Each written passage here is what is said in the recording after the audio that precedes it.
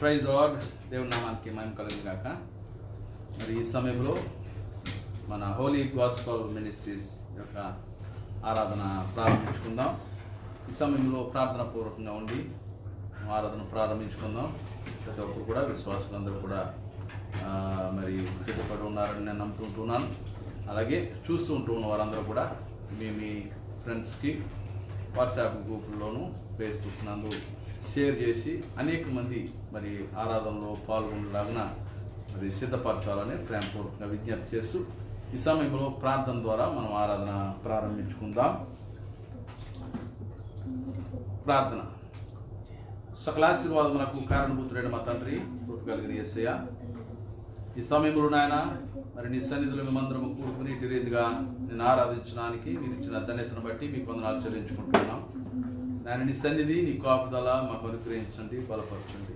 ఇదిగో నాయన నిన్ను ఆరాధించుండగా ఆయన పరిపూర్ణంగాను పరిశుద్ధంగాను పూర్ణ మనస్సుతో పూర్ణ బలముతో పూర్ణాత్మతో నిన్ను ఆరాధించి స్తుతించు వారముగా నాయన మీ ముందు నిలిచి ఉన్నామన్న భయమును భక్తిని కలిగి మేము నిన్ను ఆరాధించడానికి కృపను దయచేయండి. వీక్షిస్తుంటున్న ప్రతి బిడ్డని పేరు మీ చేతికి అప్పగించుకుంటున్నా. ఎవరైనా అనారోగ్యం ఉంటే మీరు స్వస్థపరిచి ఆరాధనలో పాల్గొనే రీతిలో నాయన వారిని బలపరిచి స్థిరపరచమని అడుగుచుంటున్నాను. ఎటు నాయన స్తోత్రం ప్రభా, నీ సన్నిధికి మమ్మల్ని అప్పగించుకుంటూ ఆది నుంచి ఆఖరి నిమిషం వరకు ప్రార్థనల యందు నాయన వాక్యమునందు పాటల యందు మీరే మహిమ తెచ్చుకుని మీ ఆత్మ నడిపింపును మాకు అనుగ్రహించమని సర్వగంత మహిమా ప్రభావాలు మీకు అర్పించుకుంటూ మా ప్రియరక్షకుడైన యేసుక్రీస్తు నామములో అడిగి వేడుకుంటున్నాం తండ్రి, ఆమేన్. మరి ఈ సమయంలో అందులో రాపాక శ్యామ్ గారు వారి కుమారుడు ఆరోన్ వచ్చి ఒక పాట పాడి దేవుని మహిమపరుస్తారు. నా పేరు ఆరోన్, నేను ఒక పాట పాడుతున్నాను.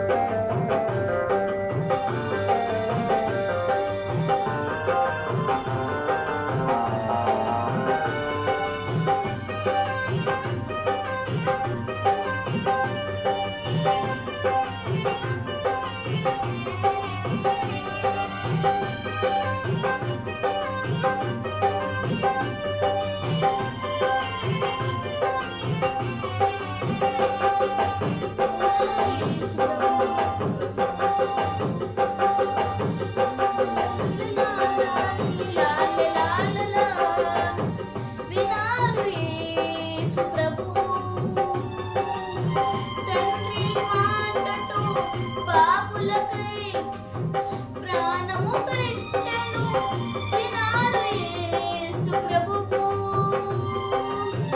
తండ్రి మాటతో పాపులకై ప్రాణము పెట్టెను వినాలి దేవుని మాట. విధేయత చూపాలి దేవుని ఆజ్ఞకు. నష్టము వస్తున్నా ప్రాణము పోతున్నా, నష్టము వస్తున్నా ప్రాణము పోతున్నా వినాలి దేవుని మాట. వినాలి దేవుని మాట, మాట మాట వినాలి దేవుని మాట. విధేయత చూపాలి దేవుని ఆజ్ఞకు. Hallelujah. Praise the lord. Hallelujah. Yes, వినాలి దేవుని మాట, విధేయత చూపాలి ఆయన మాట. చావైన బ్రతుకైన,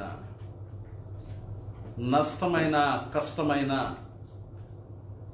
దేవుని మాటకు విధేయత చూపించాలి. దేవుని మాట చెబుతూ ఉంటూ ఉన్న ఆయన సేవకులకు కానీ, దేవుని ప్రతినిధులకు కానీ, ఆయన పరిచారకులకు ఆయన చెప్పు మాటకు విధేయత చూపించాలి. మరి మాస్టర్ ఆరోన్ పాడుతుంటే నిజంగా నా హృదయం పొంగింది. నిజంగా అనేకమైన సందర్భాల్లో పెద్దలుగా లేకున్నప్పటికీ, పెద్దవారమైనప్పటికీ దేవుని మాటకి, దేవుని సేవలో పరిచారకుడిగా ఉండడానికి, దేవుని సేవ చేయటానికి ఒక్కొక్కసారి అంగీకరించలేము, ఒక్కొక్కసారి మనసు ముందుకు రాదు. కానీ ఈరోజు బిడ్డ ఆరోన్ ధైర్యంగా దేవుని పరిచర్యలో అద్భుతమైన పాట పాడాడు. వినాలి దేవుని మాట, విధేయత చూపాలి దేవుని మాటకు. కష్టమైన, నష్టమైన, చావైన బ్రతుకైన దేవుని మాటకు విధేయుడిగానే ఉండాలి. దేవుని పరిచర్యలో నష్టపోయినప్పటికీ, దేవుని పరిచర్యలో కష్టమైనప్పటికీ, నీ కష్టము నష్టమునకు తగిన మూల్యము, ప్రతిఫలము పరలోక రాజ్యమునందు నీకు ఏర్పరచబడుతుంది. ఇక్కడ దీనుడిగా నష్టపోవచ్చు, కానీ పరలోక రాజ్యములో ధనవంతుడిగా నీ ధనము వృద్ధి పొందుతుంది అని దేవుని వాక్యం సెలవిస్తూ ఉంటున్నది. ఈ సమయంలో చిన్న ప్రార్థన చేసుకుని మనం ఆరాధనకి వెళ్దాం, వాక్య పరిచయకి వెళ్దాం. మహాపరిశుద్ధుడైన మా తండ్రి, కృప కలిగిన రాజా, ఇదిగో నేను వాక్యం ద్వారా మాతో మాట్లాడండి, మమ్మల్ని సరిచేయండి. నీ వాక్యము నాయన సూటిగా మా హృదయాలని సరిచేయలాగిన, సూటిగా మాతో మాట్లాడమని అడుగుచుంటున్నాం. మా సంఘములతో మాట్లాడండి, నీ సమాజముతో మాట్లాడండి. మేము నడవవలసిన మార్గములను, మేము నడవవలసిన త్రోవలను మాకు నేర్పండి. నీ వాక్యము ద్వారా మా జీవితములను సరిచేయండి. నాయనా, నీ యందు విశ్వాసమును కలిగి మీరు మాకు ఇచ్చిన మాటను తుద వరకు మేము కాపాడుకునేలాగున కృపను దయచేయమని అడుగుచుంటున్నాం. వీక్షిస్తూ ఉంటున్న ప్రతి బిడ్డను మీ చేతికి అప్పగించుకుంటున్నాం. నీ కృపా కాపుదలకు అప్పగించుకుంటూ నేను మీ ఆత్మ నడిపింపును మాకు అనుగ్రహించమని యేసుక్రీస్తు నామములో అడిగి వేడుకుంటున్నాం తండ్రి, ఆమేన్. గత కొంతకాలంగా మాట్లాడుతూ ఉంటున్నాం, దేవుడు మనల్ని ఏర్పరచుకుని దేవుని నీతిలో మనల్ని నడిపిస్తూ, దేవుని కొరకు మనల్ని సిద్ధపరుస్తూ, ఆయన రాజ్యం కొరకు మనలను మనం సిద్ధపరుస్తూ, ఎట్టి రీతిగా మనలను మనం దేవునికి సమర్పించుకోవాలి. మనం దేవునికి సమర్పించుకున్న తర్వాత ముందు వారం నేను మాట్లాడినట్టు మనము క్షమాగుణం కలిగి ఉంటూ ఉండాలి, ఏకత్వమును కలిగి ఉంటూ ఉండాలి. క్రైస్తవులుగా మనం గుర్తుంచుకోవాల్సింది, దేవుని యందు విధేయత, క్రమము, ఖచ్చితంగా ఐక్యత, ప్రేమ ఈ మనకు ఖచ్చితంగా అవసరమైనట్టు ఉన్నది. నేను వారం చెప్పాము, గడిచిన వారంలో నేను చెప్పింది ఏంటంటే, మనము దేవుని యందు విధేయతను కలిగి మనం నడుచుకుంటూ ఉంటే గనక, దేవుని యందు విధేయతను కలిగి మనం ఉంటే గనక ఖచ్చితంగా మనము దేవుని కొరకు సిద్ధపాటుని కలిగి ఉంటాం. అందుకే అపోస్తలుడైన పౌలు గారు నేను వారం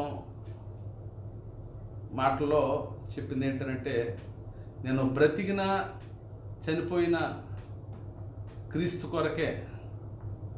నేను చనిపోతే మేలే, బ్రతికిన మేలే. నేను చనిపోవాలనుకుంటూ ఉన్నాను. కారణం ఏంటంటే, ఒకవేళ చనిపోతే దేవునితో ఉంటాను నేను అని అపోస్తలుడైన పౌలు గారు బలమైన స్టేట్మెంట్ ఇచ్చారు. బలమైన మాటను చెప్తూ దాని గురించి నేను ద్వారా మాట్లాడాం. ఎవరు కడపటి వారు, ఎవరు మొదటి వారు? మొదటి వారు కడపటి వారు ఎలాగైపోతూ ఉంటూ ఉన్నారు, కడపటి వారు మొదటి వారు ఎలాగెళ్తూ ఉంటూ ఉన్నారు. అనేకమైన సందర్భాల్లో దేవుడు అనేక విధాలుగా మనతో మాట్లాడుతూ ఉంటూ ఉన్నాడు. నీవు మొదటిగా దేవుని యొద్దకు వచ్చినప్పుడు ఆ మొదటి ప్రేమను నీవు కాపాడుకోనలేకపోతే గనక, దేవుడు నీకు ఇచ్చిన మాటను బట్టి రక్షణను నువ్వు కనుక కాపాడుకోలేకపోతే గనక, దేవుడు ఏదైతే నీ కొరకు త్యాగం చేశాడో, శిలువ మరణము పొంది నిన్ను ఇంతగా హెచ్చించి ఆశీర్వదించి నిన్ను బలపరిచిన ఆ యేసయ్య రక్షణను మొదటగా పొందుకున్న నీ ప్రేమను విడిచిపెడితే గనక, ఆ క్రమమును నీవు విడిచిపెడితే గనక, ఖచ్చితంగా ఆ ఏకత్వము నీలో లేకపోతే గనక నీవు కడపట్టి వాడివైపోతావేమో. దేవుని ఎడల నీ భయమును, భక్తిని, నీ విశ్వాసమును సరైన రీతిలో నీవు కాపాడుకోలేకపోతే గనక, నామకార్థమైన భక్తిని కానీ, నామకార్థమైన విశ్వాసమును కానీ నీ సహవాసం కొరకో, లేదంటే నీ మనస్తృప్తి కొరకో నీవు దేవుని సహవాసములో ఉంటే గనక, నీ ఆత్మను సంతృప్తి పరుచుకోవటం కొరకో, నీ అహమును సంతృప్తి పరుచుకోవడం కొరకో నీవు దేవుని సంఘంలో ఉంటే గనక, అది ఖచ్చితంగా నీవు దేవుని ముందు నటిస్తూ ఉన్నావు.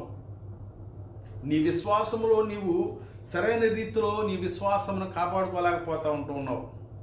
దేవుని ముందు దేవుడు అనుకున్నంత రీతిలో నీ విశ్వాసమును ఆయన ముందు కాపాడుకోలేకపోతూ ఉన్నావు. గనుక నీ మొదటి భక్తిని, నీ మొదటి ప్రేమను నువ్వు విడిచిపెట్టి నీ అహమును సంతృప్తి పరుచుకొనుట కొరకు ఈ దినాన్న నీవు దేవుని యొద్దకు వస్తూ ఉంటే గనక అది వ్యర్థమే అని దేవుడు మాట్లాడుతూ ఉంటున్నాడు.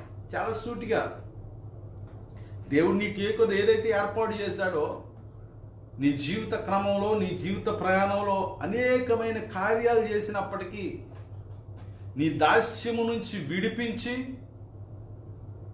నిన్ను పాలు తేనెలు ప్రవహించు దేశమునకు ప్రవేశపెట్టడానికి దేవుడు తన కుమారుడినే త్యాగం చేసి, ఆయన కుమారుడినే బలిగా అర్పించి నిన్ను రక్షించుకున్నాడన్న విషయాన్ని నీవు మర్చిపోయి నీ ప్రయాణపు మధ్యలో దేవుని సహవాసములో నీవు సనుగుకుంటా ఉన్నావేమో జాగ్రత్త.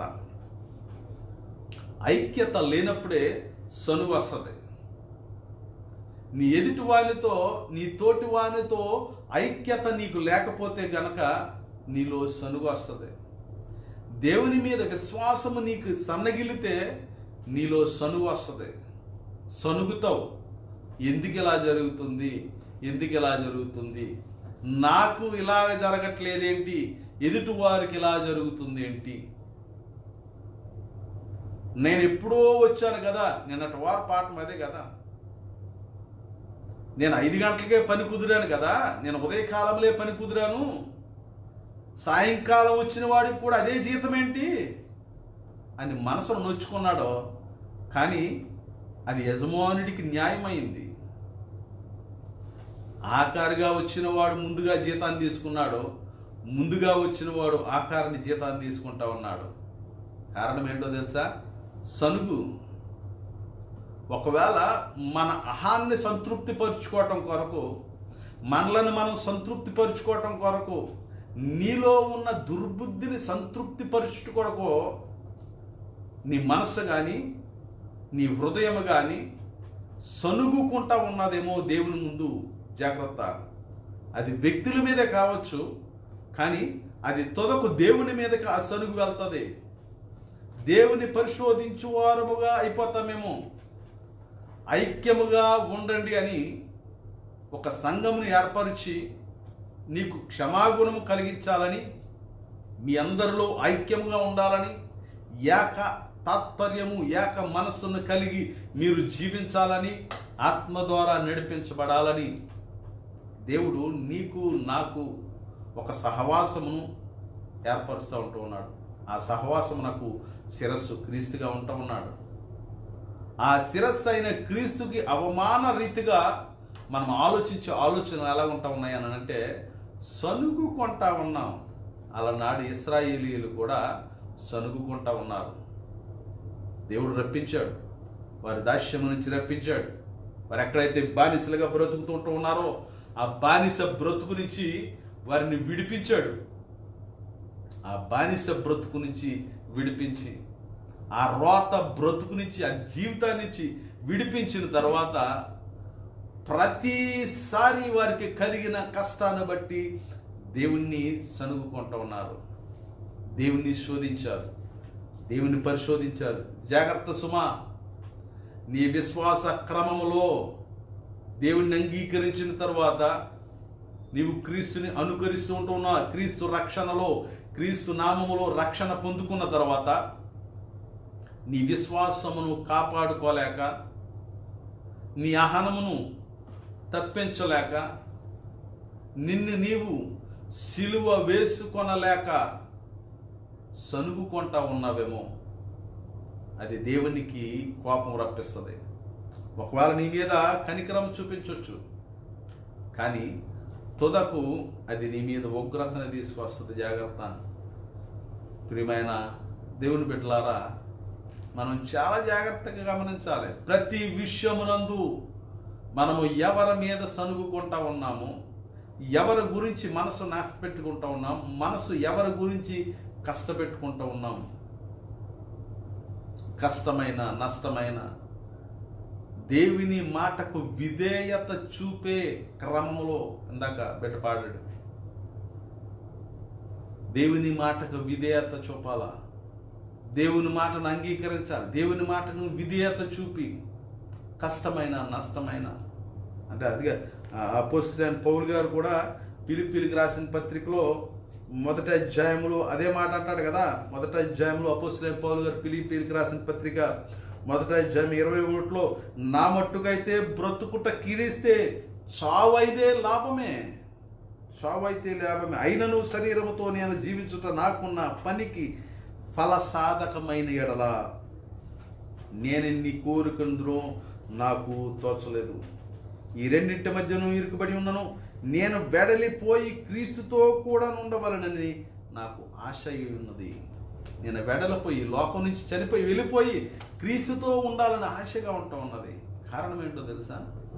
తన నమ్మిన క్రీస్తుకి, ఆయనకున్న మాటకి లోబడి ఉంటూ ఉన్నాడు కాబట్టి, విధేయత చూపుతూ ఉంటూ ఉన్నాడు కాబట్టి, ఆయనలో దేవుని ఆత్మ నడిపింపులు ఉన్నది కాబట్టి, ఇట్టి కష్టమైనను నష్టమైనను బాధైనను వ్యాధైనను అనేక విధాలుగా శ్రమ నొందినప్పటికీ కూడా సనుగు కొనక ఆయన దేవుని సేవను కొనసాగించినట్టు మనం చూస్తూ ఉంటున్నాం.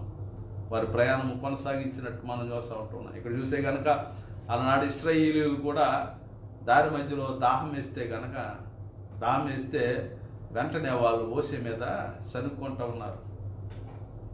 సనుక్కుని యెహోవా ఉన్నాడో లేదో అనేంతగా వారి సనుగుడు, వారి అనుమానము పెరిగిపోయింది అని అంటే, ఈనాడు అదే అనుమానము, అదే సనుగుడు నీ దగ్గర నా దగ్గర ఉన్నదేమో ఒకసారి ఆలోచించుకుందాం. అలనాడు ఇశ్రాయేలులు సనుక్కున్న తర్వాత దేవుడు హేరోబు కొండ దగ్గర కొండను బద్దలు కొట్టుకున్నప్పుడు, కొండ మీద కొట్టమన్నప్పుడు అక్కడ జలాన్ని దేవుడు ప్రవహించినట్టుగా వస్తాం. ఇప్పటికీ ఆ జలం వస్తుందని అనేక మంది చెప్తూ ఉంటారు, చూసిన వాళ్ళు అనేక మంది ఇశ్రాయేల్ పట్టణంలో మన వాళ్ళందరూ కూడా ఇశ్రాయేల్ దేశంలో ఉంటున్న వాళ్ళందరూ దర్శించిన వాళ్ళు చెప్పిన సాక్ష్యాలను బట్టి ఇప్పటికీ ఆ దార వస్తూ ఉంటున్నదని వింటూ ఉన్నాం. ఇక్కడ చూస్తే కనుక అప్పుడు ఇశ్రాయేలీయుల సనుగు ఏ విధంగా ఉన్నదని అంటే నిర్గమకాండంలో 17వ అధ్యాయము వాళ్ళ ప్రయాణంలో వారి ప్రయాణము ఎరుగో నుంచి ఐగుప్తు నుంచి కనాను దేశానికి వారి ప్రయాణంలో మరి ఇక్కడ చూస్తే కనుక తరువాత 17వ అధ్యాయం తరువాత ఇశ్రాయేలీయుల సర్వ సమాజం యెహోవా మాట చొప్పున తమ ప్రయాణంలో సీను అరణ్యము నుండి ప్రయాణమైపోయి రెఫేదీములో దిగిరి. ప్రజలు తమకు త్రాగు నీళ్లు లేనందున యెహోవా మోషేతో వాదించుచు త్రాగుటకు మాకు నీళ్ళిమ్మని అడుగుగా మోషే వారు నాతో వాదింపనేలా యెహోవాను శోధింపనేలా అని వారితో చెప్పును. అక్కడ ప్రజలు నీళ్లు లేక దప్పుకొని మోషే మీద సనుగుచు. అక్కడ సనిగింది దేవుని మీద కాదు, అక్కడ ఇశ్రాయేలు ప్రజలు సనిగింది దేవుని మీద కాదు, మోషే గారి మీద. అక్కడ చూడండి, మోషే మీద సనుగుచు ఇందెందుకు మమ్మును మా పిల్లలను మా పశువులను దప్పి చేత చంపుటకు ఐగుప్తులో నుండి ఇక్కడికి తీసుకుని వచ్చితిరనిది. అప్పుడు మోషే యెహోవాకు మొర్రపెట్టుచు ఈ ప్రజలను నేనేమి చేయదును, కొంతసేపటికి నన్ను రాళ్లతో కొట్టి చంపుదురను. అందుకు యెహోవా నీవు ఇశ్రాయేలుల పెద్దలలో కొందరిని తీసుకుని ప్రజలకు ముందుగా పొమ్ము, నీవు వదిలిపెట్టిన నీ కర్రను చేత పట్టుకుని పొమ్ము. ఇదిగో అక్కడ ఏరోబులో నుండి బండ మీద నేను నీకు ఎదురుగా నిలిచెదను. నీవు ఆ బండను కొట్టగా ప్రజలు త్రాగుటకు దానిలో నుండి నీళ్లు బయలుదేరని మోషేతో చెప్తాను. ఎప్పుడైతే నువ్వు వెళ్ళిన తర్వాత వీళ్ళు నసుగులు ఆపాలంటే సనుగులు ఆపాలనంటే నువ్వు వెళ్ళి ఏరోబు కొండ దగ్గర నేను ఉంటాను, అక్కడ బండ మీద కొట్టినప్పుడు వారికి త్రాగటానికి నీళ్ళు ఇస్తానని చెప్పేసి అక్కడ చెప్పడం జరిగింది. అక్కడ చెప్పిన తర్వాత ఆ తర్వాత నీళ్లు రావడం చూసిన తర్వాత 7వ వచనంలో చివరి భాగంలో చూస్తే కనుక యెహోవా మన మధ్య ఉన్నాడో లేడో అని వారు యెహోవాను శోధించటను బట్టి ఎంతలాగా దిగజారిపోయారో అంటే వాళ్ళు సనుగు కొన్నది మోషే మీద. అయినప్పటికీ కూడా ఆ సనుగుడు ఏ విధంగా మారింది అని అంటే యెహోవా ఉన్నాడో లేదో అనేంతగా అక్కడ అనుమానం రేకెత్తించింది అని అంటే జాగ్రత్త. ఒకవేళ మనము మనుష్యుల మీద సనుగుతూ ఉన్నామేమో అని అనుకుంటా ఉన్నాం, కానీ అది మన విశ్వాసమును దెబ్బతీసి మన విశ్వాసమును కృంగదీసి అది చివరకు దేవుడు ఉన్నాడా లేడా అనేంతగా వెళ్ళే రీతిలో ఉంటుందనేది మనం గమనించుకోవాలి. ఇక్కడ అదే చెప్తూ ఉంటున్నాడు, యెహోవా మన మధ్య ఉన్నాడో లేడో అని వారు యెహోవాను శోధించుటను బట్టి అతడు ఆ చోటికి మస్సా అనియు మెరిబ్బ అనియు పేర్లు పెట్టును. దానికి మెర్బ అను దానికి అర్థాలు శోధించుటయు వాదము. దేవుణ్ణి శోధించే అంతగా, దేవునితో వాదము పెట్టుకునే అంతగా, అసలు నువ్వు ఉన్నావా లేవా అనే అంతగా వారి నమ్మకం వెళ్ళిపోతూ ఉంటూ ఉన్నది, సనుగుడు వెళ్ళిపోతూ ఉంటూ ఉన్నది. ఇందాక చెప్పాను కదా, సనుగుడు ఎందుకు అని అంటే ఇద్దరి మధ్యన సఖ్యత లేకపోతే గనక, ఐక్యత లేకపోతే గనక, ఐక్యము లేకపోతే గనక వారి మధ్యన సనుగుడు వస్తుంది. దేవుని సంఘములో ఐక్యత, క్రైస్తవుడిగా ఎదుటివాడిని క్షమించే మనసు. మొన్నటి వారంలో చెప్పాను, క్షమించే మనసు మన దగ్గర ఉండాలా. క్రైస్తవుడిగా ఎదుటివాడిని క్షమించే హృదయం మన దగ్గర ఉండాలి. ఎన్నిసార్లు క్షమించాలి? 7 సార్లా? నిబంధనను బట్టి 7 సార్లా? కాదు. యేసుప్రభు గారు చెప్తూ ఉన్నది నీ జీవితాంతము 7 మట్టుకు 70 ఏళ్ళ పాటు నీ జీవితాంతము నీ పొరుగు వారిని, నీ సహోదరుని క్షమిస్తూనే ఉండాలి. అట్టి మనసును కలిగి ఉండాలి. ఐక్యత మన దగ్గర ఉండాలి. ఆ ఐక్యత మన దగ్గర లేకపోతే గనక మన దగ్గర విచ్ఛిన్నమైపోయి తుదకు విడిచిపెట్టబడతామేమో. ఎప్పుడైతే అప్పటి వరకు జరిగిన ప్రయాణంలో ఉంటూ ఉన్నాం, మనం ముందుగా ఉన్నప్పటికీ కూడా మన పరిస్థితిని బట్టి, మన మనసును బట్టి, మన ఆలోచనను బట్టి వెనుకవారం అయిపోతూ ఉన్నామేమో. ఒప్పుకున్న మాటను చేయలేక, ఇచ్చిన మాటను నిలబెట్టుకోలేక, దేవుని పరిచర్యలో నేను పాలిభాగంగా ఉండాలని ఎవరు కూడా అడగరు. పాలిభాగం మీరు ఇది చేయాలని అడగరు. దేవుడు మనకిచ్చిన తలాంతును బట్టి నేను ఇది చేయాలా అని ముందుకు రావాలి. ఆ మనసు మన దగ్గర ఉండాలా, ఆ హృదయం మన దగ్గర ఉండాలా. సనుగుడు కాదు మనకు ఉండవలసింది, సనుగుడు కాదు మనం చేయవలసింది. దేవుని మాటకు విధేయత. ఆయన చెప్తూ ఉంటున్నాడు కదా, నీకు ఇచ్చిన తలాంతులు ఏ విధంగా ఉపయోగించుకున్నావు? నీకు ఇచ్చిన తలాంతులు యజమానుడు అడుగుతాడు కదా, నీకు ఇచ్చిన తలాంతులు మరి వాటిని సరైన రీతిలో యజమానుడు చెప్తేనే ఉపయోగిస్తూ ఉన్నావా, లేకపోతే నీకు నీవుగా ఉపయోగించుకుంటూ ఉన్నావా ఆ తలాంతులను? జాగ్రత్త.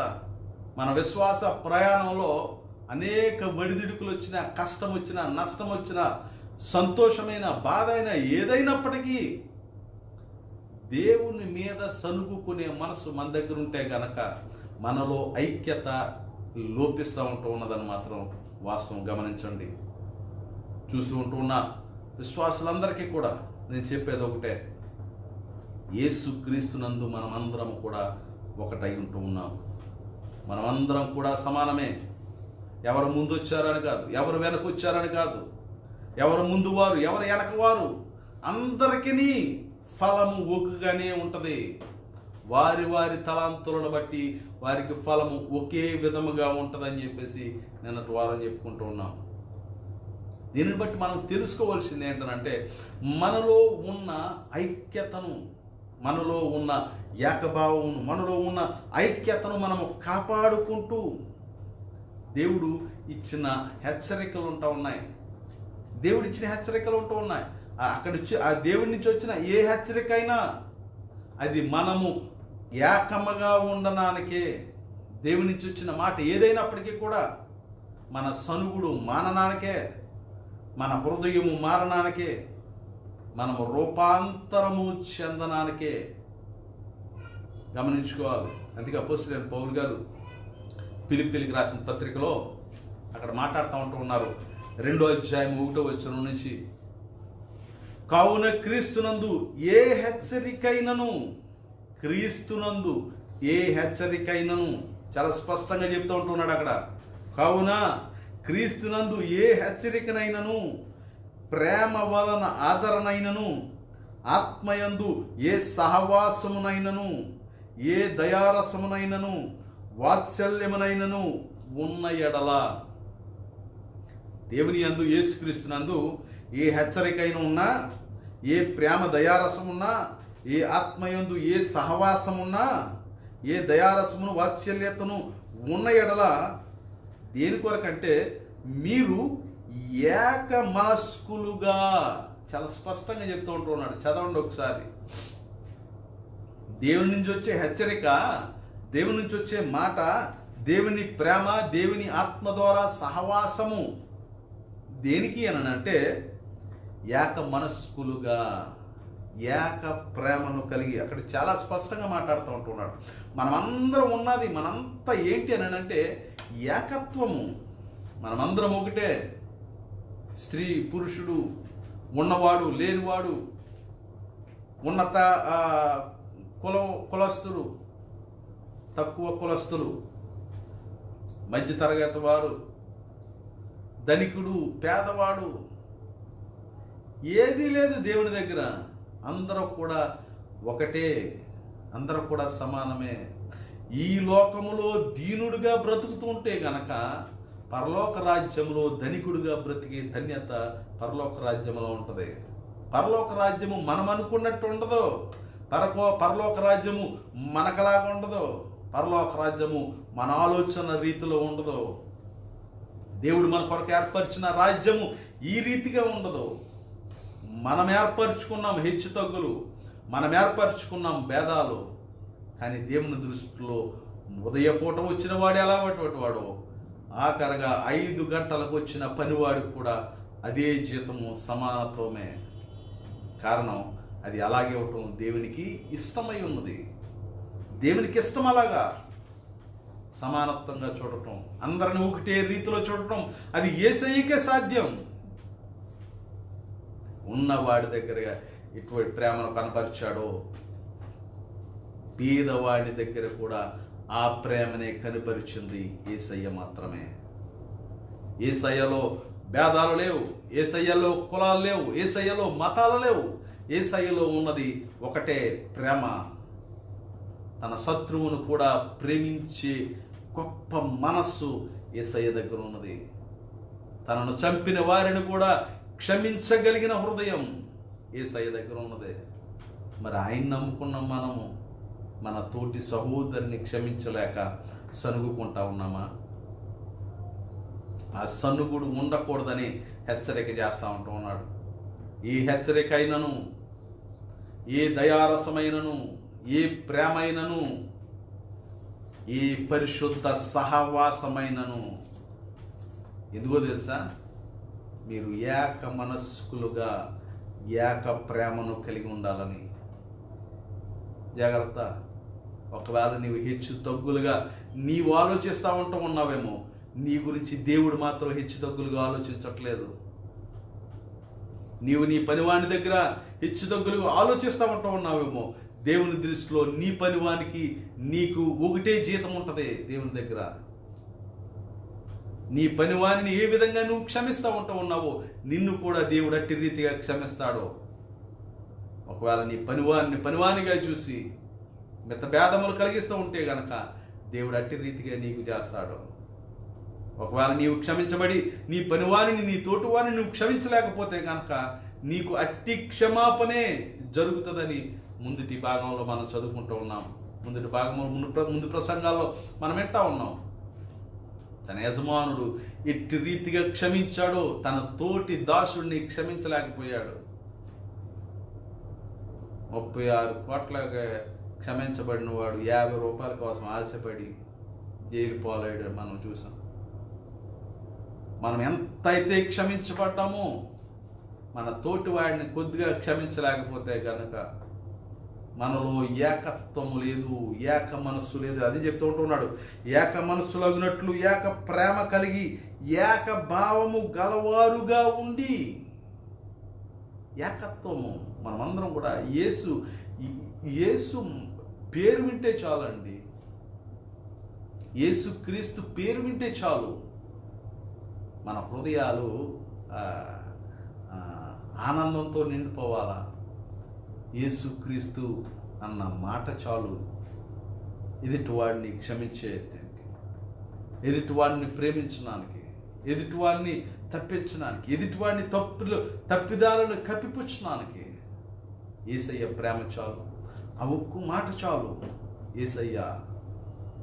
ఎందుకనంటే ఆ ప్రేమను మనం రుచి చూడగలిగితే ఆ మనసు వస్తుంది. ఆయన యందు వేరుపారితే గనక, ఆయన ప్రేమ యందు, యేసుక్రీస్తు ప్రేమ యందు మనం వేరుపారిన వారైతే గనక మనకు ఆ మనసు వస్తుంది. మనం ఆ మనసు రావాలంటే ఆయన చిత్తమును ఎరిగి మనం రూపాంతరము చెందాలా. మనం రూపం మారుతాం కానీ రూపాంతరము చెందలేము. మనం రూపాన్ని మార్చుకుంటాం తప్పించి రూపాంతరము చెందే మనసులు మన దగ్గర ఉండవు. రూపం మార్చుకుని మాత్రం కనిపించే హృదయాలు మన దగ్గర ఉంటాయి. దేవుడు అది కోరుకోవట్లేదు. రూపాంతరము పొందాలా. మీరందరూ ఏక మనస్సును కలిగి ఉండాలి. ఏక ప్రేమ కలిగి, ఇక్కడ చెప్తూ ఉంటున్నాడు కదా, ఏక ప్రేమ కలిగి ఏక భావము కలగారుగా ఉండి ఒక్కదాని యందు మనసుంచుచు నా సంతోషమును సంపూర్ణము చేయండి. మీ అందరూ మనసుంచవలసింది ఒకదాని మీదే. దేని మీద? పరలోక రాజ్యం మీద. మీరందరూ ఏకముగా ఉండి, ఏకముగా ప్రేమను కలిగి, ఏక మనస్కులై క్రీస్తు మనస్సును కలిగిన మీరందరూ కూడా దేని మీద మనస్సు ఉంచాలని అంటే, దేని కొరకు ఎదురు చూడాలని అంటే పరలోక రాజ్యం కొరకు ఎదురు చూడాలా. ఈ దినాన్న మనం చూడొచ్చు, లోకము భయంకరంగా కొట్టుకుంటూ ఉన్నది. మన ప్రాంతాలు అయితే విపరీతమైన ద్వారంలో పోతూ ఉంటూ ఉన్నాయి. అయినప్పటికీ కూడా నీవు దేవుని మీద ఉన్న ప్రేమను విడనాడకుండగా నీ హృదయమును కాపాడుకుంటూ, నీ ఆత్మను కాపాడుకుంటూ, నీ నోటి నుంచి వచ్చే మాటలను అణుచుకొని ప్రేమను కలిగి, నీ సహవాసమునకు కలిగిన హెచ్చరికను బట్టి ఏక మనస్కులై ఏక ప్రేమను కలిగి మనము జీవించాలని చెప్పేసి ఇక్కడ చెప్తూ ఉన్నాడు. నా సంతోషమును సంపూర్ణము చేయుడి. 6వ వచనంలో ఆయన దేవుని స్వరూపము గలవాడై ఉండి, ఆయన సంపూర్ణం ఎప్పుడవుతుంది అని అంటే క్రీస్తు రూపంలో మనం మారితే. ఆల్రెడీ క్రీస్తు మన రూపంలోకి ఈ లోకంలో వచ్చాడు. ఆయన చెప్తూ ఉంటున్నాడు కదా, ఆయన దేవుని స్వరూపమును కలిగిన వాడై ఉండి. యేసుక్రీస్తు దేవుని స్వరూపమును కలిగిన వాడై ఉండి దేవునితో సమానముగా ఉండుట విడిచిపెట్టకూడని భాగ్యమని ఎంచుకొనలేదు. కానీ నేను నమ్ముకున్న యేసుక్రీస్తు గురించి చెప్తున్నాడు ఇక్కడ. ఆయన దేవుని స్వరూపమున కలిగి దేవునితో సమానముగా ఉండుటకు విడిచిపెట్టకూడని భాగ్యమని ఎంచుకొనలేదు. కానీ మనమైతే దిగిరామేమో, మనమైతే కుర్చీలు దిగమేమో, మనమైతే మనకిచ్చిన ఆ హోదాని దిగమేమో. కానీ యేసుక్రీస్తు ఇక్కడ ఆయన హోదాని భాగ్యమని ఎంచుకొనకూడదని కిందకి నీ కోసం నా కోసం దిగొచ్చాడు. ఆయన అంత తగ్గింపును కలిగి, ఆయన దేవుని స్వరూపమున కలిగి నీ కొరకు నా కొరకు దిగొచ్చాడు. ఆయన నీ కొరకు నా కొరకు, నీకు నాకు సంగమనందు సమాజమునందు ఐక్యతను కలిగించాలని, ఒకే ప్రేమనందు మనస్సు ఉంచాలని చెప్పేసి ఆయన త్యాగం చేస్తే, ఆ త్యాగాన్ని అందుకుని ఆ రక్షణను అందుకున్న మనము ఆ ఐక్యతను కాపాడుకోలేకపోతా ఉన్నాం. మేము ఎక్కడికి వెళ్ళిపోతూ ఉన్నాం? మన ఆలోచనలు ఇటువైపు వెళ్ళిపోతూ ఉన్నాయి. మహా జరిగితే ఆరాధన 3 గంటలు, బాగా ఎక్కువ జరిగితే 4 గంటలు అంతే. ఈ 4 గంటలు జరిగే ఆరాధన కొరకు మనము హెచ్చు తగ్గులకు మాట్లాడుకుంటే గనక నిత్యము ఆయన ముందు నివసించే ఆ యోగ్యతను కోల్పోతామేమో. మన సనుగుడును బట్టి ఆ యోగ్యతను కోల్పోతామేమో. మన సనుగుడును బట్టి మనలో ఐక్యత లేకపోతే గనక, క్రైస్తవులలో ఐక్యత లేకపోతే గనక మనము కడపట్టి వారమైపోతామేమో. మనకు వాగ్దాన రూపంలో అందుకున్న ఈ వారసత్వాన్ని విడిచిపెట్టేసుకుంటామేమో. నీ కొరకు నా కొరకు అర్పించిన ఆ శరీరమును, ద్రాక్షారసమును, ఆ రక్తమును,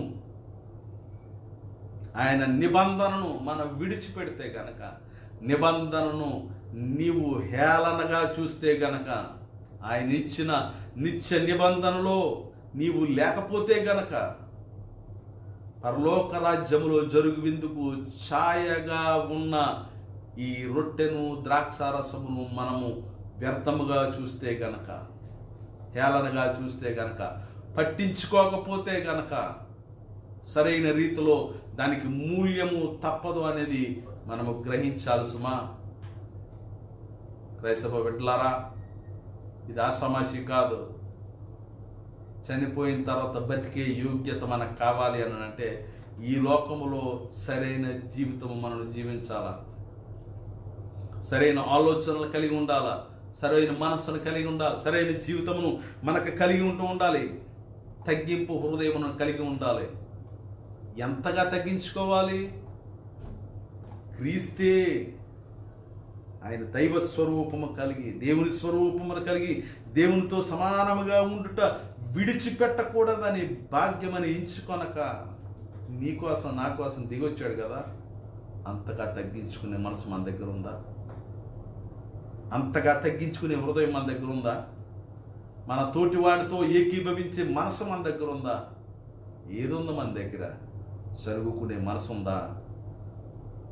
సనుగుకునే హృదయం ఉందా? ఎదుటివాడి మీద నిందలేసే మనసు ఉందా? ఏది ఉంది మన దగ్గర?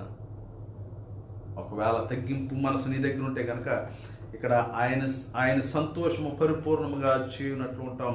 అంతేకాదు 8వ వచనము ఆయన ఆఖరి వచనంలో చూస్తే కనుక తన్ను తాను తగ్గించుకును అందుచేతను పరలోకమందున్న వారిలో కానీ భూమి మీద ఉన్న వారిలో కానీ భూమి క్రింద ఉన్న వారిలో కానీ ప్రతి వాని మోకాలను యేసు నామమున వంగునట్లును ప్రతి వాని నాలుక తండ్రి అయిన దేవుని మహిమార్థమై యేసుక్రీస్తు ప్రభువును ఒప్పుకున్నట్లును దేవుడు ఆయనను అధికముగా హెచ్చించి ప్రతి నామమునకు పై నామమును ఆయన అనుగ్రహించను.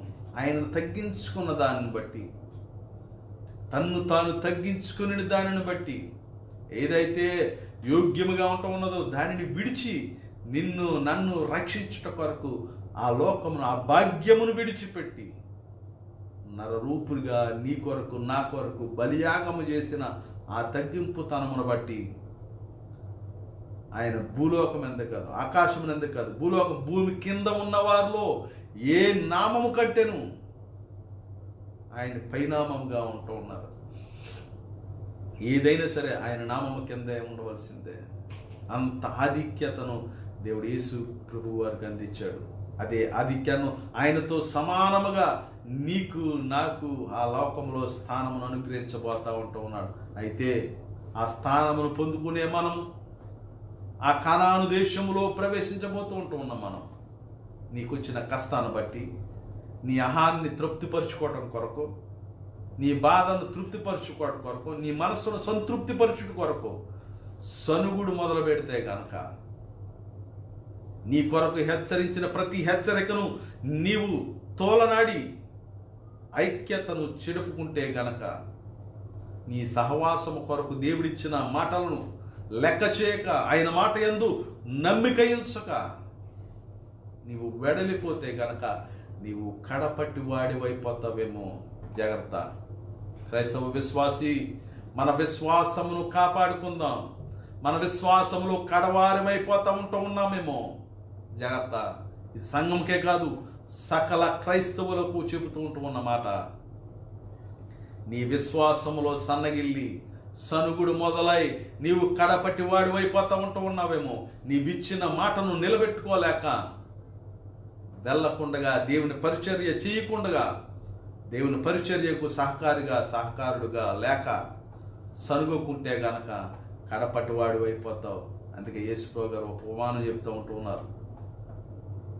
ఏంటనంటే, ఆయన యోహాను భక్తుల గురించి మాట్లాడుతూ, ఆయన పరిచర్యలు అందరూ వస్తూ ఉన్నప్పుడు యోహాను గారి గురించి, బాప్తిస్మం ఇచ్చి యోహాను గారి గురించి ఒక ప్రశ్న వేస్తారు అధికారులు. యోహాను అధికారమును మీరు ఒప్పుకుంటూ ఉన్నారా అని. అప్పుడు పరిచర్యలందరూ కూడా సంశయిస్తారు. ఒకవేళ దేవుని కుమారుడు ఇలా అంటే బాప్తిస్మం ఇస్తూ ఉన్నారు, బాప్తిస్మం ఎందుకు ఒప్పుకుంటూ ఉన్నారు అని మనం చూసే కనుక మత్తయి సువార్త 21వ అధ్యాయము 21వ వచనం నుంచి చూస్తే కనుక, ఆయన దేవాలయంలోనికి వచ్చి బోధించుచుండగా ప్రధాన యాజకులను ప్రజలను పెద్దలను ఆయన యొద్దకు వచ్చి, ఈ అధికారము వలన నీవు ఈ కార్యములు చేయుచున్నావు, ఈ అధికారమునకు నీకు ఎవడిచ్చును అని అడుగుగా, యేసు నేను మేము ఒక మాట అడుగును, అది మీలో నాతో చెప్పుడనేలా, నేను ఏ అధికారము వలన ఈ కార్యములు చేయుచున్నానో అది మీతో చెప్పుదునను. యెహోవా ఇచ్చిన బాప్తిస్మము ఎక్కడ నుండి కలిగినది? మత్తయి సువార్త 21వ అధ్యాయము 25వ వచనంలో, యోహాను ఇచ్చిన బాప్తిస్మము ఎక్కడ నుండి కలిగినది? పరలోకము నుండి కలిగినదా, మనుష్యుల నుండి కలిగినదా అని వారిని అడిగాను. వారు, మనం పరలోకము నుండి అని చెప్పితమా? ఆయన, అలాగైతే మీరెందుకు అతను నమ్మలేదని మనల్ని అడుగరు. మనుషులనని చెప్పితమా? జనులకు భయపడుచున్నాము. అందును యెహోవాను ప్రవక్త అని ఎంచుచున్నారని తమలో తాము ఆలోచించుకొని మాకు తెలియదని యేసునకు చెప్పిరి. అందుకు ఆయన, ఈ అధికారము వలన ఈ కార్యమును నేను చేయుచున్నాను, అది మీతో చెప్పను. మీకేమి తోచుతున్నది? అక్కడ అడుగుతూ ఉన్నాడు.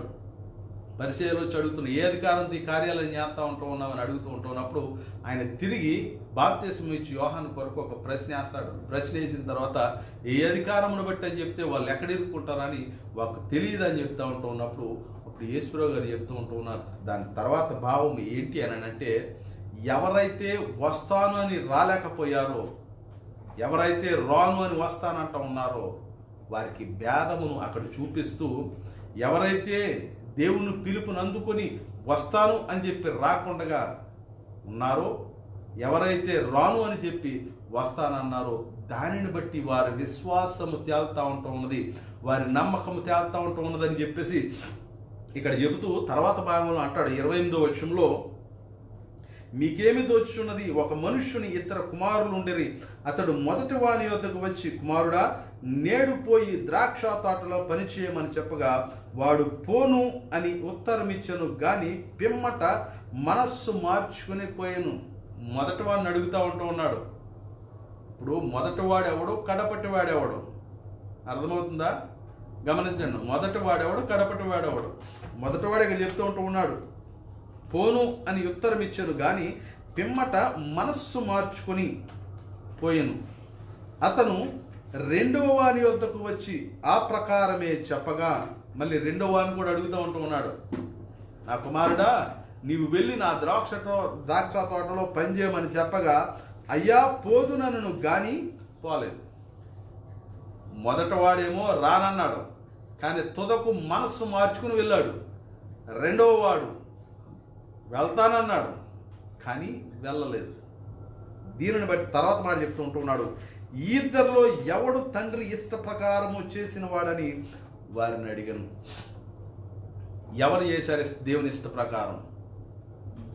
చేస్తానని చెయ్యనివాడా, చెయ్యను అని చేసిన వాడా? ఎవరికి ఇష్టపడు? మొదటి వాడే. ముందుగానే రానన్నాడు, కానీ తుదకు దేవుని మాటను అంగీకరించి మనస్సు మార్చుకుని వెళ్ళి తగ్గింపుతో పని చేసుకుంటా ఉన్నాడు. రెండవ వాడు సంతృప్తి కొరకు వస్తానన్నాడు, తండ్రిని మభ్యపెట్టడానికి వస్తానన్నాడు కానీ తుదకు సనుగుకొని రాలేకపోయాడు. ఇప్పుడు వెళ్తాంలే, ఇప్పుడు ఎందుకులే వెళ్ళటం, తర్వాత వెళ్దాంలే, ఇప్పుడు ఎందుకులే, తర్వాత చూద్దాంలే, ఇప్పుడు కాదులే, తర్వాత చేద్దాంలే, ఇప్పుడు ఎవరో ఒకరు ఉంటారులే అన్న భావాన్ని కలిగి చెయ్యవలసింది చేయలేదు గనుక అక్కడ చెప్తూ ఉంటూ ఉన్నాడు, తండ్రికి ఎవరిష్టం? మొదటి వాడే. కారణం ఏంటంటే ముందు ఒప్పుకోకపోయినా కూడా తుదకు వెళ్ళి తన ద్రాక్ష తోటలో పరిచర్య చేశాడు. అందుకే అంటూ ఉన్నాడు, ముందుగానే సువార్త మీ దగ్గరికి వస్తూ ఉంటూ ఉన్నది. ఇశ్రాయేలీయుల గురించి మాట్లాడుతూ ముందుగానే మీ దగ్గరికి వచ్చింది, కానీ దానిని మీరు విశ్వసించలేదు గనుక మీరు సుంకరులు, వేశ్యలు దాన్ని అంగీకరించి వారు మొదటి వారుగా అయిపోతా ఉంటూ ఉన్నారు. అర్థమవుతుందా వాక్యం? అర్థమవుతుందా వాక్యం? ఎవరైతే సుంకరులుగా, వేశ్యలుగా ఉంటూ ఉన్నారో వారు ముందుగా వచ్చేస్తూ ఉంటూ ఉన్నారు. కారణం ఏంటో తెలుసా? వారు చేసే పని ఆపేసి దేవుని అంగీకరించి వస్తూ ఉంటూ ఉన్నారు. మనము ముందుగానే వచ్చాము, కానీ వెళ్ళలేకపోతా ఉంటూ ఉన్నాం ముందుకి. కారణం సనుగుడు. మన విశ్వాసాన్ని వెనక్కి ఆపేస్తూ ఉంటూ ఉన్నది.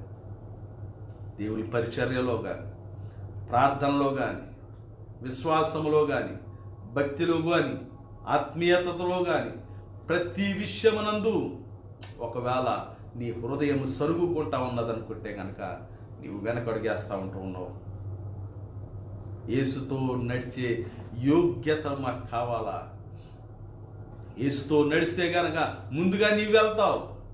మనం యేసుతో నడవడానికి ఇష్టపడం, మనకు కాని వారితో నడవడానికి ఇష్టపడతాం. మనం యేసుతో నడవడానికి ఇష్టపడం. యేసు రక్తమే చెడు. అయితే ఇక్కడ చెప్తా ఉంటూ ఉన్నాడు, మీరు ఎవరుగా ఉంటారో, ముందు వారిగా ఉంటారా, వెనక వారిగా ఉంటారా? సుంకరులు, వేశ్యలు ముందుకెళ్ళిపోతూ ఉంటూ ఉన్నారు. కారణం వారి విశ్వాసము బలంగా ఉంటూ ఉన్నది. అందుకే ఇక్కడ మాట్లాడుతున్నాడు కదా 30వ వచనంలో, కాగా పిమ్మట మనసు మార్చుకుని పోయిను రెండవ వాని యొద్దకు ఆ ప్రకారమే 31 అందుకు వారు మొదటి వాడే అనేది, యేసు సుంకరులను, వేశ్యలను మీకంటే ముందుగా దేవుని రాజ్యంలో ప్రవేశించుదరని మీతో నిశ్చయంగా చెప్పుచున్నాను. యెహోవా యోహాను నీతి మార్గమున మీ యొద్దకు వచ్చెను, మీరు అతనిని నమ్మలేదు.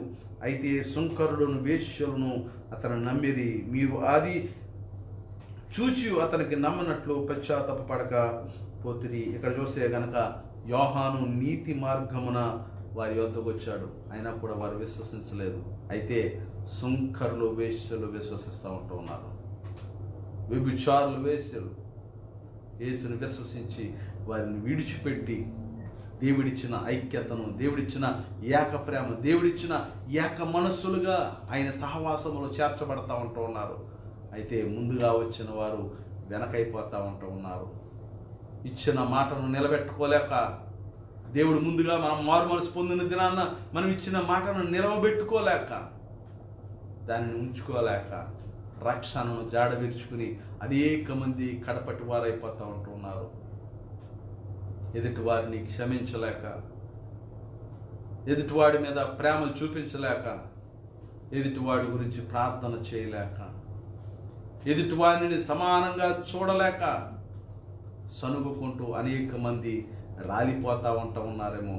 అయితే మనమైతే అట్టి విధంగా కాకుండా క్రీస్తు ప్రేమను ఎరిగిన వారమై, ఆయన ప్రేమ ఎంత ఎత్తు, ఆయన ప్రేమ ఎంత వెడల్పు, ఆయన ప్రేమ ఎంత లోతో గ్రహించగల వారమై ఆ ప్రేమను కలిగి సహవాసములో ముందుకెళ్దాం. దేవుని కొరకు ఎదురు చూద్దాం. నీవు నేను కూడా మొదటి వారమై, మునుపటిగా కడపటి వారమైనప్పటికీ ఇప్పుడు మొదటి వారిగా ఆయన రాజ్యములో ప్రవేశించుట కొరకు క్షమాపణ పొందుకొని ముందుకెళ్దాం. దేవుడి మాటలు దీవించి ఆశీర్వదించునుగాక. అలాగే సంఘ పెద్దల కొరకు, వారి కుటుంబాల కొరకు, మరి విశ్వాసులందరి కొరకు మరొకసారి మనం ప్రార్థన చేద్దాం. దేవుడి మాటలు దీవించి ఆశీర్వదించునుగాక. సకలాశీర్వాదములకు కారణపుత్రుడైన మా తండ్రి, కృప కలిగిన యేసయ్య, నేను గత కొంతకాలంగా మీరు మాతో మాట్లాడుతూ ఉన్నమాట నేను క్షమా హృదయమును కలిగి, ఏక మనస్సును కలిగి, నీ పరిచర్యలో నాయన తగ్గింపుతనంతో మేము నీ పరిచర్య చేయలాగా కృపను దయచేయండి నాయన. మేము మొదటి వారమైనప్పటికీ కడపటి వారముగా మేము ఉండకుండగా నాయన, ముందుగా నీ రాజ్యములో ప్రవేశించుటకు అవకాశమును కలిగించిన దేవా, మీకు వందనాలు చెల్లించుకుంటూ ఉన్నాం. ఇదిగో నాయన, వాక్యం ఉన్న ప్రతి బిడ్డను పేరు పేరుని మీ చేతికి అప్పగించుకుంటూ ఉన్నాం నాయన. మాలో ఏదైనా సనుగుడు ఉంటే నన్ను మిమ్మల్ని విడిచిపెట్టకుండా నాయన, నీ ఉచితమైన కృపను బట్టి మమ్మల్ని క్షమించి మాలో ఉన్న సనుగుడును తీసివేయమని అడుగుచుంటూ ఉన్నావు నాయన. నీవు ఉన్నావో లేవో అనేంతగా, నిన్ను శోధించేంతగా మా మనస్సులు మారకుండగా ప్రభువా, మాలో ఉన్న కఠినత్వాన్ని తీసేయండి. నీ సేవకు, నీ పరిచర్యకు అనుకూలంగాను, అది మాకు భారమైనప్పటికీ, కష్టమైనప్పటికీ, నాయన నష్టమైనప్పటికీ కూడా అది నీ చిత్తమే అని గుర్తెరిగి కడవరకు నమ్మకస్తులుగా మేము ఉండడానికి కృపను దయచేయండి నాయన. ఎన్నికలేనప్పటికీ నీ ఉచిత కృపను బట్టి నీ వారసత్వాన్ని మాకు అనుగ్రహించారు, నీ రక్షణను మాకు అనుగ్రహించారు. నీ రక్షణలో మేమందరం కూడా ఏక మనస్కులై ఆ ఏక ప్రేమను కలిగిన ఆయన, నీ కొరకు, నీ సహవాసం కొరకు వేగురుపడి వారుగా మా మనస్సులను, హృదయాలను సిద్ధపరచండి. ఎక్కువసాన ఈ లోక పరిస్థితులను బట్టి ఈ లోకములో చిక్కబడిపోతే యేసు నామములో మాకు విడుదలను నేను ప్రకటిస్తూ ఉంటూ ఉన్నాను నాయన. ఎట్టి కార్యములో నాయన, నీకు వ్యతిరేకమైన కార్యములో మేము చిక్కబడిపోతే నాయన, యేసు నామములో విడుదల పరచమని అడుగుతూ ఉంటూ ఉన్నాం నాయన. ఐహిక విచారముల నుంచి మమ్మల్ని వేరుపరచండి, ఈ లోక విచారముల నుంచి మమ్మల్ని వేరుపరచండి నాయన. రేపటి కొరకు మా బాధను తీసివేయండి నాయన. నీ రాజ్యం కొరకు వెతుకు నాయన, నీ నీతి రాజ్యమును వెతుకు హృదయాలను మాకు దయచేయమని అడుగుచుంటూ ఉన్నావు నాయన. మాకు సమస్తము సమకూర్చివాడు నీవై ఉంటూ ఉన్నావు. మేము అడగకపోయినాను సమస్తము మీరు మాకు అనుగ్రహిస్తా ఉంటూ ఉన్నారు. నీ కనికరమును బట్టి వందనాలు, నీ కనికరమును బట్టి వందనాలు నాయన. ఆ కనికరము మేము కలిగిన, ఆ క్షమాపణ మేము కలిగి అనేక మందికి నాయన దానిని మేము ప్రబలించే రీతిలో మమ్మల్ని వాడుకోమని, బలపరిచి స్థిరపరచమని. ఒకవేళ నీ విశ్వాసులలో ఎవరికైనా ఐక్యత లేకపోతే గనక నీ పరిశుద్ధాత్మ ద్వారా ఐక్యమును అనుగ్రహించి, ఎవరికైనా తగ్గింపుతనము లేకపోతే తగ్గింపుతనమును అనుగ్రహించమని, నిన్ను మాదిరిగా మేము చేసుకుని, యేసయ్యను మాదిరిగా మేము చేసుకుని నాయన, ఆయన దైవ స్వరూపము కలిగి కూడా విడిచిపెట్టకూడని భాగ్యమని ఎంచక మా కొరకు ఈ లోకములో దిగి వచ్చిన యేసయ్యను ఆదర్శంగా తీసుకుని మమ్ములను మేము తగ్గించుకుని ఉన్నతంగా నీ రాజ్యములో నిలవనానికి కృపను దయచేయమని అడుగుచుంటున్నాం. మెట్టిక్ హోలీ గాస్పల్ మినిస్ట్రీస్ నీ చేతికి అప్పగించుకుంటున్నాం. నీ పరిచర్యను కొనసాగించండి, నీ మహిమాత్మే వాడుకోండి. నీ సేవకుడుగా నాయన నిస్వార్థంగాను నాయన మంచిగాను నీ సేవను నేను చేయడానికి కృపను దయచేయండి. నేను నీ సేవ పరిచర్యను కొనసాగించే భాగంలో నా కుటుంబాన్ని మీరు ఇస్తున్న ఆధిక్యతను బట్టి, ఆశీర్వాదమును బట్టి మీకు వందనాలు చెల్లించుకుంటున్నాను. నేను సమస్త కుటుంబాలను మీ చేతికి అప్పగించుకుంటూ వారి పని పాటలు మీరు తోడుగా ఉండమని, పనులు లేని వారికి పనులను అనుగ్రహించమని, అనారోగ్యంతో ఉన్న వారిని స్వస్థపరచమని, మీరు ఇచ్చిన సాక్ష్యములను బట్టి వందనాలు. ఎవరైతే నాన్న స్తోత్రం ప్రభా మరి కోల్పోయిన నాయన కుటుంబస్తులు కోల్పోయిన కుటుంబాలు ఉంటూ ఉన్నాయో, యేసు నామములో వారికి ఆదరణ అనుగ్రహించమని అడుగుచుంటూ, అనారోగ్యంగా ఉన్న వారిని స్వస్థపరచండి, నీ సాక్షులుగా నిలవబెట్టమని అడుగుచుంటున్నాను. నెమ్మది సమాధానమును అనుగ్రహించండి. మా తెలుగు రాష్ట్రాల్లోనైనా సమాధానమును నేను ప్రకటిస్తూ ఉంటూ ఉన్నాను. నేను సాతానుడు అనేక విధాలుగా ప్రబలుతున్నప్పటికీ నైనా నీ సామరస్యత మాకు అనుగ్రహించమని అడుగుచుంటున్నాను. సమాధానంతో నాయన నింపమని అడుగుచుంటున్నాను. జనులు నీ వైపు చూచి రక్షణ పొందుకుని ఏక మనస్సును కలిగి వారమై ఉండులాగున కృపను దయచేయమని అడుగుచుంటున్నాను. పెట్టుకురాయన మమ్మల్ని అందరినీ మీ చేతికి అప్పగించుకుంటూ నేను మీరే మమ్మల్ని నడిపించమని, నేను నిశ్చితమైతే నేను త్వరలో నేను సంఘములో కూడుకుని నిన్ను ఆరాధించే భాగ్యం మాకు అనుగ్రహించమని సర్వగంతమైన ప్రభావాలు మీకు అర్పించుకుంటూ మా ప్రియరక్షకుడైన యేసుక్రీస్తు నామములో అడిగి వేడుకుంటున్నాం తండ్రి. ఆమేన్. మన తండ్రి యొక్క ప్రేమయు, కుమారుడు యొక్క కృప, పరిశుద్ధాత్మ యొక్క అన్యోన్య సహవాసము, సమాధానం మనకైనా తన విశ్వాసులు ఎల్లరికీ సదాకాలం దయచేయునుగాక. ఆమేన్, ఆమేన్, ఆమేన్, ఆమేన్. దేవుడు మనందరిని దీవించునుగాక. సియోనులో నుండి యెహోవా మనలను దీవించునుగాక. సియోనులో నుండి యెహోవా మన కుటుంబాలను ఆశీర్వదించునుగాక. God bless you all.